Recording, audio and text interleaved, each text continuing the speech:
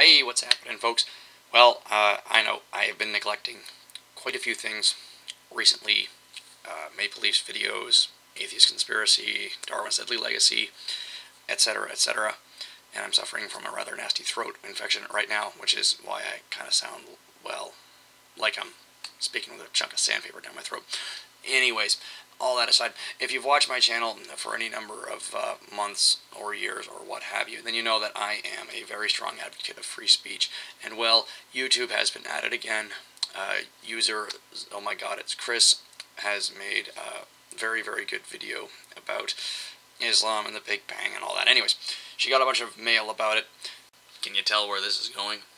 So she made a video responding to said mail, and it got false flagged.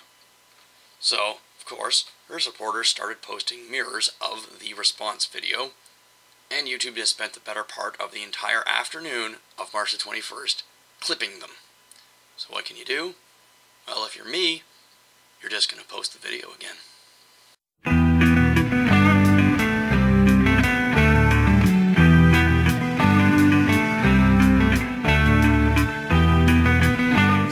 I made my Big Bang video, I've been getting an increased amount of messages from Muslims.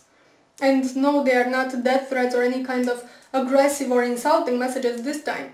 Instead, they are trying to bring to my attention that the Big Bang Theory, as it is explained and accepted by scientists today, was revealed in their holy book, the Quran, 1400 years ago before the theory even existed. And they argue this by bringing certain verses in the Quran which, interpreted correctly, they say, clearly describe the Big Bang cosmological model. I will insert them in the sidebar. Also, if you do a search on YouTube by the terms Quran and Big Bang, you will see what I mean, it's all over the place.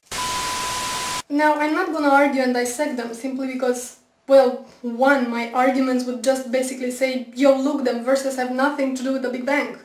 To which the responses would be, oh yeah, they do, and this can go on forever. And two, because you can read them for yourselves. I mean, the claim that these verses have any scientific merit to them is as ridiculous as putting a miniskirt on a sumo wrestler and calling it a ballerina. No. He's just wrong. So instead I'm just gonna ask one question to the Muslims making this claim. And not just this claim, because you see, while most Christian creationists try to negate science altogether, going, evolution? Where? Big Bang? Never happened. But no, Muslims have a different approach. They go, it's all here in my book, man. See this verse here? This is what it really means. You got pawned, motherfucker. Allahu Akbar. So my question is this. If the Quran really predicted modern scientific theories, such as Big Bang and evolution, then why didn't you Muslims come up with those theories ages ago? If all those things were revealed in your holy book 1400 years ago, it means that you had 1400 years at your disposal to explain to us infidel fools how things really work. But you didn't, did you? It was only after the Big Bang Theory was worldwide accepted by the scientific community that you decided to claim, well, Allah said it first. And same goes with evolution. So, why? I'm just asking. You know, there's something really bugging me, and it always annoyed me on some level, but it just seems to annoy me more and more is how religious sensitive we are. And especially when it comes to Islam. I'm sure you remember when Western Standard magazine published those cartoons, those Muhammad cartoons, that all hell went loose.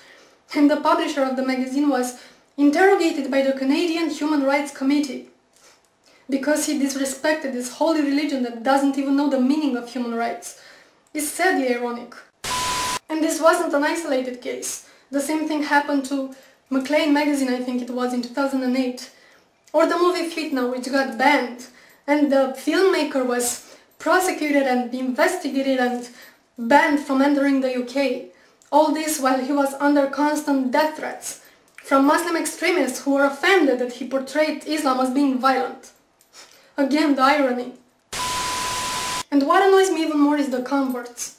The people who weren't indoctrinated into this religion from childhood but grew up exposed to human rights values. For now to convert to Islam and come preach how wonderful and sciencey and peaceful it is. The religion of peace that punishes apostasy with death.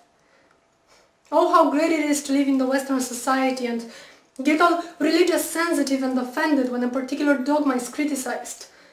Do you know that 1/3 of the world doesn't even have religious freedom? And it's not a coincidence that those countries are so populated, they account for almost 70% of the world population. Let me say this again. 70% of the world population doesn't have religious freedom. You will have to look at the calendar and see what year it is, and ask yourself, what the fuck?